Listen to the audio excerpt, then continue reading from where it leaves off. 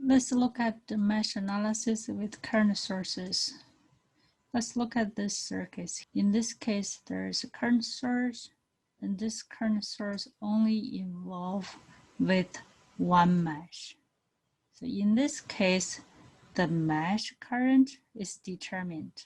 So the mesh current IB here equals to minus IS, because IS goes to this way and IB goes to this way.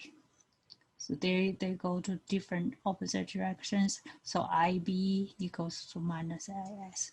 Mesh current IB is determined already in this case. We only need to apply KVL in this mesh to obtain IA. The circuit is solved. Let's look at a case that a current source is in between two meshes. Let's say here, this current source is involved with this mesh and this mesh. So this current is no longer involved with only one mesh. This current source involved with two mesh. Let's see how do we deal with this.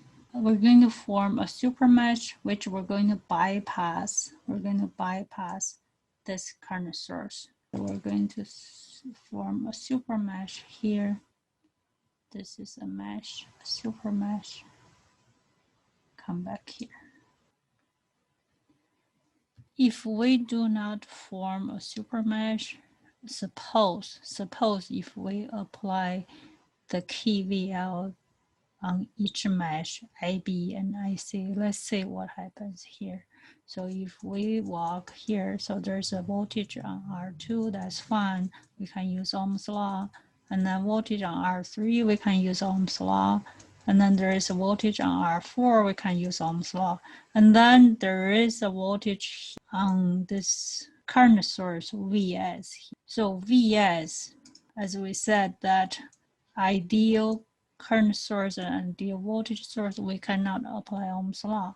So therefore, voltage on the current source here is new variable, which is unknown.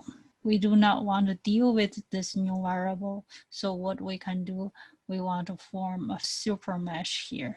We want to do KVL on this loop, blue shaded line, and we do not want to walk in this branch anymore. So that's the reason behind it. Now let's look at this two mesh here. Let's look at the mesh IA here. So we use KVL, we apply KVL. So first element is minus Vs because I encountered negative sign first, and then I keep going.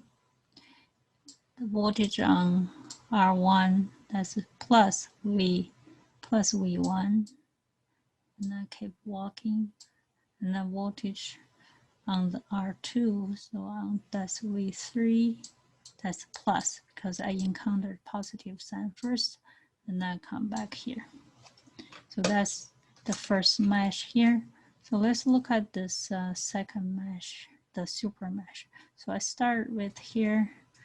First element is V3, but I encounter negative sign first, so that's minus V3, and then V2 plus V2, and then keep going, and then V5, and then come back here, equals 0. And then we apply Ohm's law on V1, and V3, V2 here, and V5. Those four voltages can be applied using Ohm's law. Those voltages can be expressed by the function of IA, IB, and IC. So these are two equations here. We need one more equation to solve this three mesh current. So where's the next equation? This next equation comes from this branch. The relationship of branch current with the mesh current. So remember, IS is flow up, and the IS is flow up, and IB is flow down. So what is IS? IS equals to IC minus IB.